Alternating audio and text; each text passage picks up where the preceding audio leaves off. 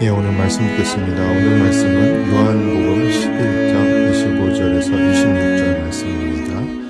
요한복음 11장 25절, 26절 말씀입니다. 예수께서 이르시되 나는 부활이요 생명이니 나를 믿는 자는 죽어도 살겠고 무릇 살아서 나를 믿는 자는 영원히 죽지 아니하리니 이것을 내가 믿느냐. 아멘. 지난주에는 오늘 본문의 배경이 되고 있는 베다니라는 지역에 대해서 아주 자세히 살펴보았습니다. 가난한 자들과 고통받는 자들이 모여서 살고 있던 베다니는 세상의 권세자들과 부한자들은 거들떠보지 않았던 곳이었죠. 성전이 있는 예루살렘과도 너무나 대조적인 베다니에서 예수님의 사역의 씨앗이 세례 요한을 통해서 발화되었고, 그곳에서 예수님이 세례를 받으심으로 공생의 사역이 본격화되었고, 또 요한복음 10장을 마지막을 보면 그곳에서 역시 많은 사람들이 믿음이 생기는 열매가 있었다는 것까지 살펴보았습니다. 하나님의 영광이 베단이라는 가난한 동네를 통하여 이루어지고 있다는 것은 우연이 아닙니다. 선지자의 예를 통해서 말씀하신 그 그리스도의 사역이 어떠한지를 아주 세세히 이루어가는 그런 모습이라고 말씀을 드렸죠. 지난주에 살펴봤던 이사야 61장의 예언뿐만이 아닙니다. 이와 같이 가난한 자를 세우고 부한 자를 낮추신다는 그리스도의 사역을 정말 곳곳에서 말씀하고 있는데, 구약 시대에는 늘 소외의 대상이었던 여인의 찬양, 우리 두 군데를 한번 살펴보도록 하겠습니다. 잉태치 못한 한나가 여호와께 자식을 위한 기도를 하고서 사무엘을 얻었을 때 여호와께 찬양을 드리면서 기도하는 내용입니다. 사무엘상 2장 7절에서 8절 말씀인데요. 볼게요. 여호와는 가난하게도 하시고 부하게도 하시며 낮추기도 하시고 높이기도 하시는도다. 가난한 자를 진토에서 일으키시며 빈궁한 자를 거름더미에서 올리사 기족들과 함께 앉게 하시며 영광의 자리를 차지하게 하시는도다. 땅의 기둥들은 여호와의 것이라 여호와께서 세계를 그들 위에 세우셨도다. 가난한 자를 일으키시고 세우시는 하나님의 일하심을 찬양한 것입니다. 또한 누가복음 1장을 보면은요, 마리아의 찬양이 있습니다. 그 중에 52절, 53절을 볼게요. 권세 있는 자를 그 위에 내리치셨으며 비천한 자를 높이셨고 줄이는 자를 좋은 것으로 배불리셨으며 부자는 빈손으로 보내셨도다. 조금 전에 보았던 한나의 찬양과 함께 마리아의 찬양을 보았는데요. 언뜻 보면 여인들이 잉태한 것에 대한 찬양이라고 생각할 수 있고 감사기도라고 볼 수 있습니다. 그런데 잘 생각해 보세요. 우리 주변에는 잉태치 못하는 젊은 부부들이 의외로 많습니다. 그들의 마음을 우리가 다 어떻게 헤아릴 수 있겠습니까? 그들의 간절함과 애타는 마음은 이루 말할 수 없을 거예요. 그러다가 간절한 기도 가운데 자녀를 잉태하고 출산하는 분들도 있어요. 그러나 한나와 마리아와 같이 기도하는 분들을 보지를 못했습니다. 감사 기도는 하지만 가난한 자를, 비천한 자를 세우시고 부한 자들, 권세자들을 내리치셨다는 기도를 들어본 적이 있나요? 없죠. 그렇다면 이 연인네들의 기도와 찬양은 특별한 의미가 담겨 있을 것이라고 우리는 생각을 해야 한다는 거예요. 그래서 성경에서 말하고 있는 가난과 가난한 자와 부한 자의 진정한 의미를 우리는 지금부터 조금 살펴보도록 하겠습니다. 잉태하지 못했던 한나가 살아가던 시대가 어떤 시대였어요? 사사시대였습니다.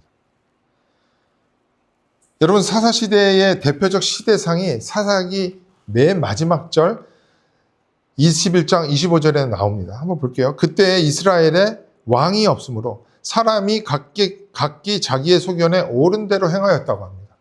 여러분, 이스라엘의 왕이 누구였어요? 하나님이셨잖아요. 하나님이 이스라엘의 진정한 왕임에도 불구하고 이스라엘의 왕이 없었다고 합니다. 그러니까 하나님 백성이 이스라엘의 영적인 피폐함을 말해주고 있는 거예요. 이것이 이스라엘의 시대상이었습니다. 이와 같은 영적인 피폐함을 성경은 또 어떻게 묘사하냐면 흉년, 잉태치 못함, 열매 맺지 못함으로 표현한다는 거예요. 성경적 표현입니다. 이거 알고 계셔야 돼요. 여러분들이 지금 가지고 있는 성경책 그 사사기 21장 25절을 읽었는데 그 한 장을 넘기면은 룻기가 나옵니다. 룻기 1장, 오늘 잘 안 되네요. 룻기 1장 1절에 뭐라고 하냐면 사사들이 치리하던 때에 사사 시대를 배경으로 한다는 거예요. 그 땅에 흉년이 드니라. 유대 베들레헴의 한 사람이 그의 아내와 두 아들을 데리고 모압 지방에 가서 거류하였다고 합니다. 룻기 역시 사사 시대를 배경으로 한다는 거예요. 그런데 흉년이 들었다고 하죠. 이스라엘의 영적 상태, 시대상입니다. 그 모습을 그 뒤에서 더욱더 구체적으로 묘사해요. 먹을 것이 없었기에 지역 이름이 베들레헴이었습니다. 떡집이에요. 밥집이었습니다. 그런데 그 이름이 붙어졌을 마을에서 나와서 먹을 것을 찾아 이방인의 동네인 모압까지 갔다고 하잖아요. 사람들이 살아가는 실제적 묘사를 통해 우리는 성경이 말하고 있는 진정한 의미를 파악해야 한다는 것이죠.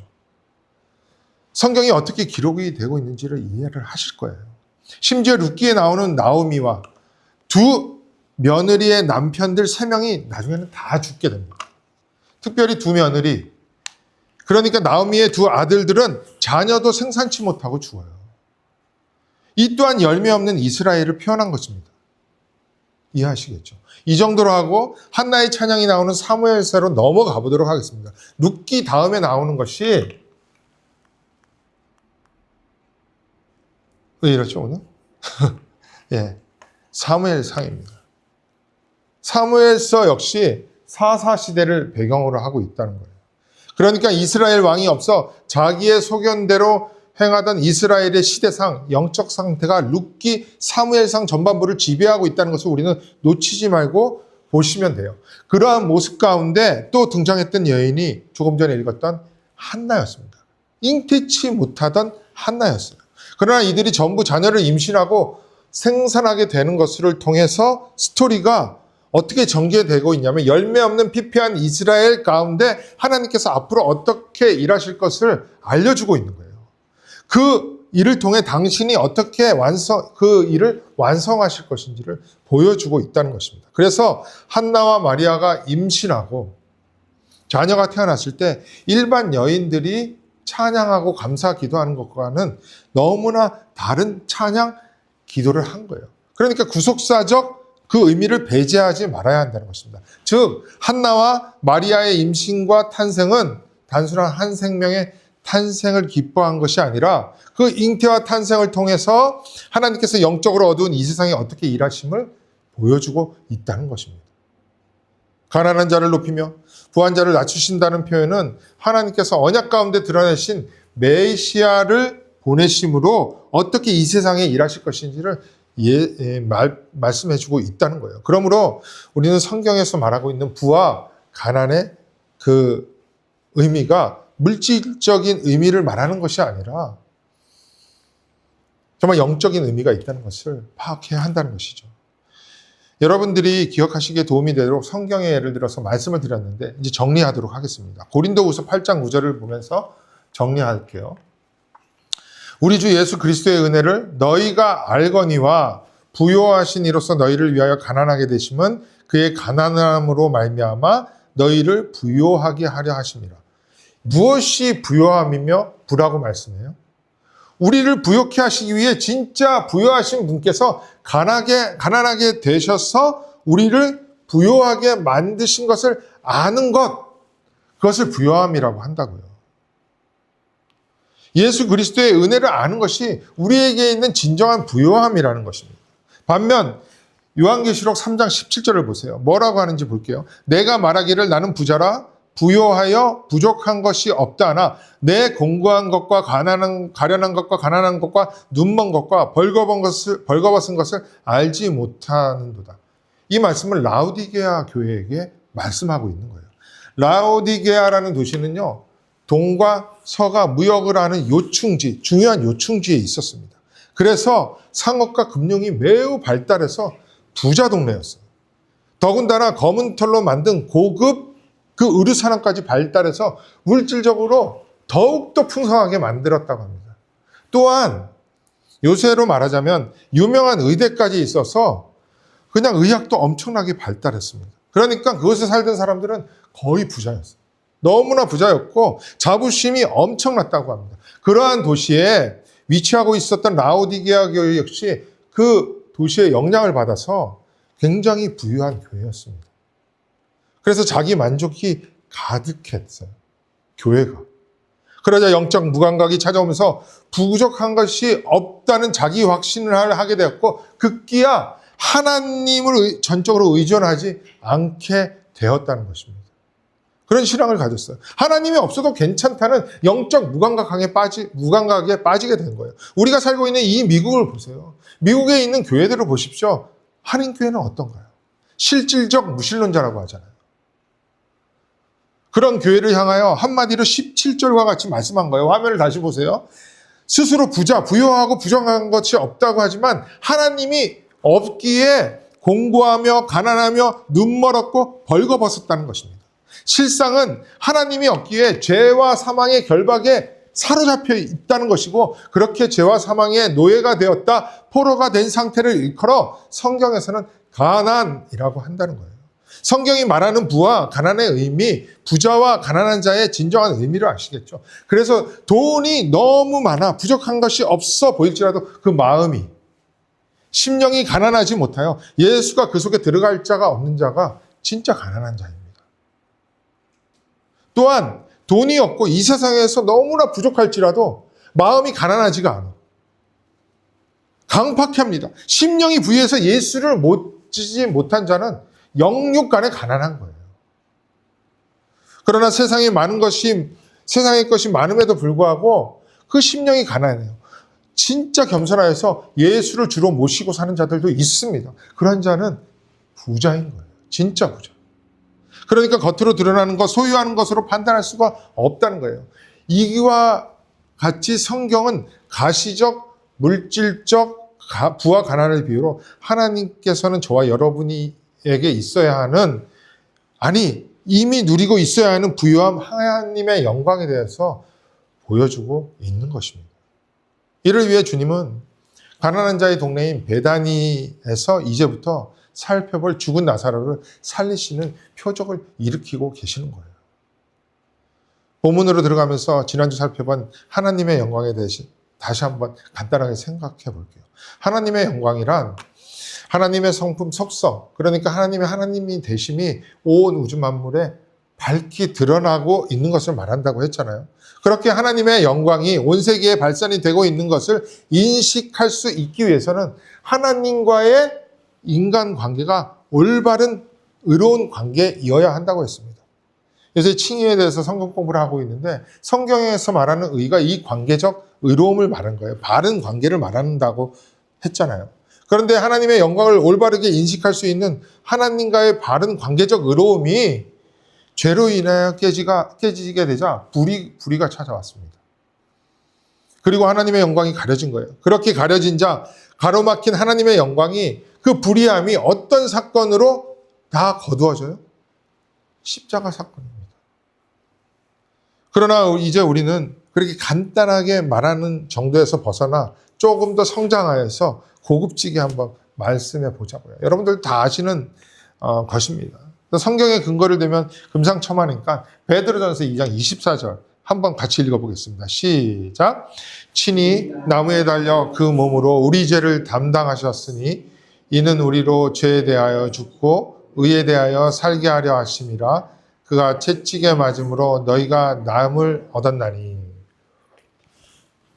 이것이 십자가 사건의 본질이에요.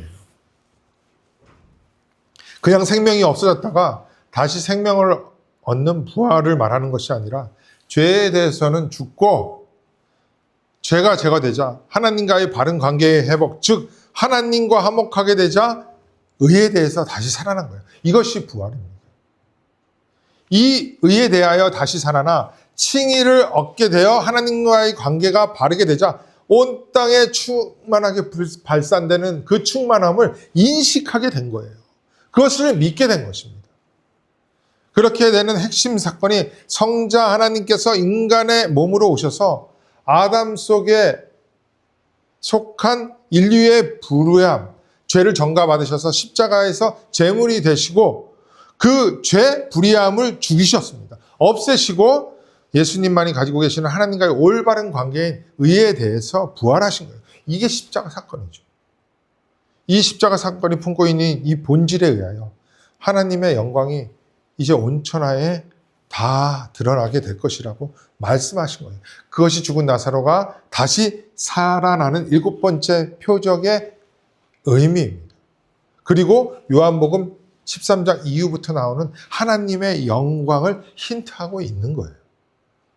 그 하나님의 영광을 이제는 다 보여주시기 위해 예수님은 나사로가 병이 들었다는 그 소식을 듣자마자 서둘러서 나사로에게 가시지도 않고 왕의 신하의 아들의 병을 고치신 것처럼 나았다, 나사로의 병이 나았다라고 선포하지 않으셨던 것입니다.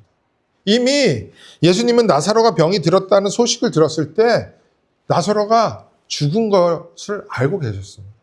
지난주 말씀드렸잖아요. 나사로의 병을 전하기 위한 사람이 이곳에 당도하기 위해서 하루 종일 달려왔다고요. 그렇게 나사로가 병들었다는 소식을 들은 예수님은 이틀을 이곳에 더 있자고 11장 6절에서 말씀하세요. 그리고 나서 11절을 보시면 이렇게 말씀을 하세요. 이 말씀을 하신 후에 또 이르시되 우리 친구 나사로가 잠들었도다. 그러나 내가 깨우러 가노라. 이렇게 말씀하세요. 제자들은 예수님이 나사로가 잠들었다고 예수님께서 나사로가 잠들었다고 하시는 그 표현을 듣고 진짜 잠자는 줄 알았어요. 쉬는 줄 알았어요. 그렇게 생각하고 말을 했지만 예수님은 14절에서 이렇게 밝히십니다. 이에 예수님께서 밝히시되 나사로가 죽었다. 그러니까 성경에서 자주 나오는 이 죽었다는 표현, 잠자는 것으로 비유하여 말씀하신 거예요. 그리고 나서 15절에서 내가 거기에 있지 아니한 것을 너희를 위하여 기뻐하노니 이는 너희로 믿게 하려 함이라 라고 말씀하십니다. 이게 무슨 말이에요? 잘 생각해 보세요. 언뜻 들으면 나사로의 죽음을 기뻐한다는 궤변처럼 들릴 수 있지만 나사로의 죽음을 기뻐한다고 말씀하시지 않으세요. 나사로의 죽음을 말씀하시면서 너희를 위하여 기뻐한다고 말씀하십니다. 그렇죠? 그리고 너희로 믿게 하려 한다는 말씀을 하세요. 그러니까 나사로의 죽음을 통해서 예수님은 무엇인가를 말씀하고 싶어하고 계시는 거예요.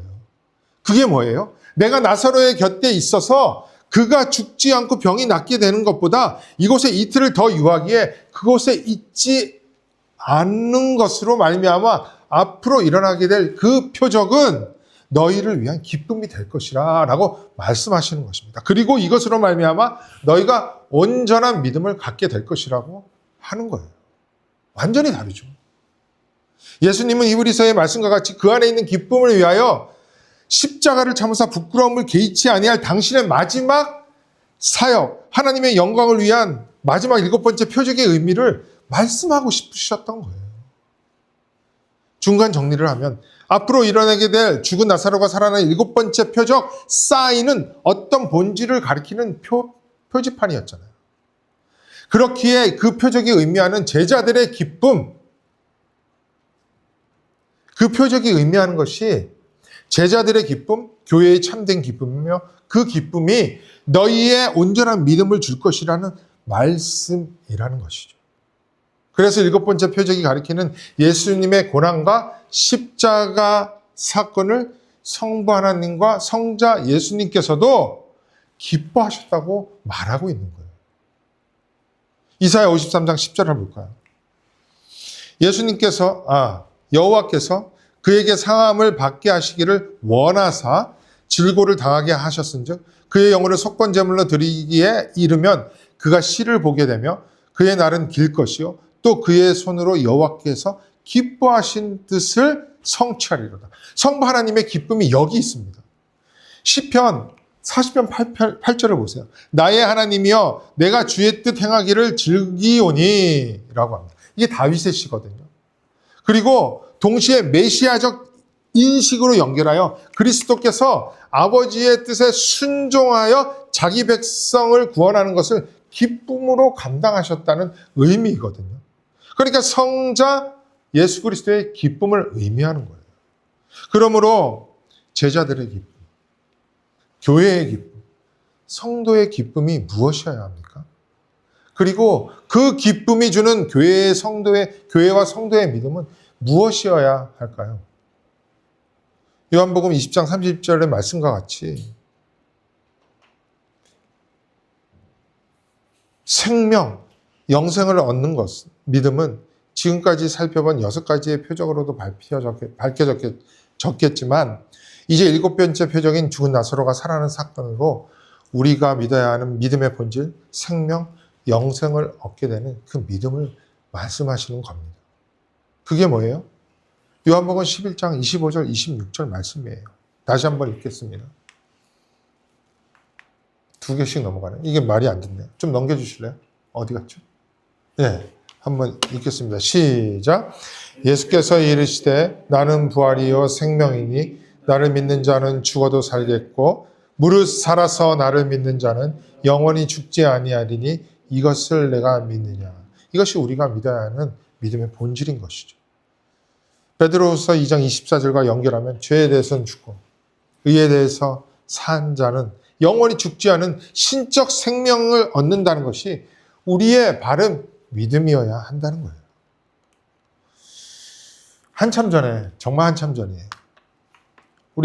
제가 청년부 사역을 할 때 이 요한복음 11장 본문으로 설교를 한 적이 있었습니다. 이렇게 디테일하게 설명을 드리지는 않았지만 이 본질적인 의미에 대해서 말씀을 드렸을 때 한 청년이 질문했어요.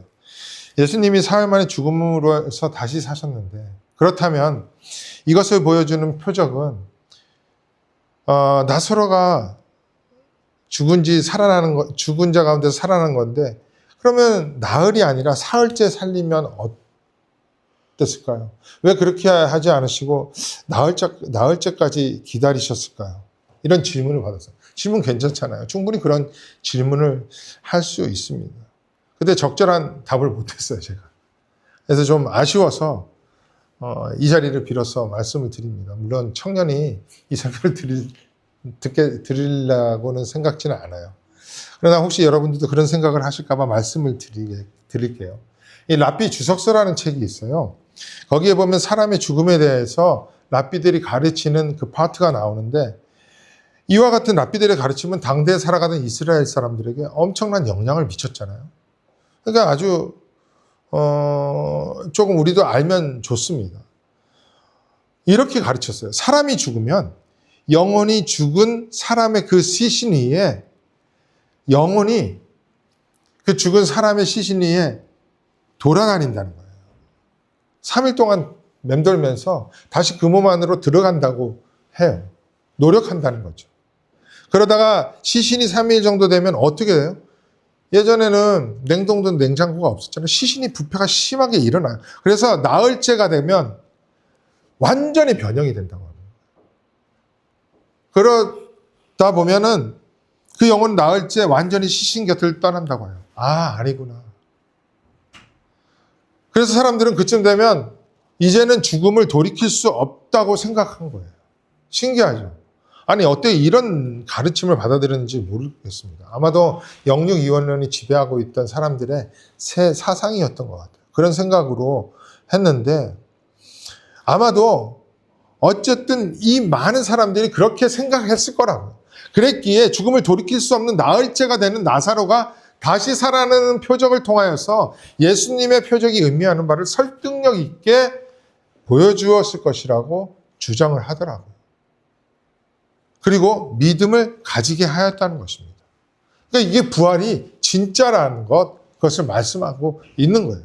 그래서 우리 고린도전서 15장 14절 17절을 보면은 이렇게 쓰여 있습니다.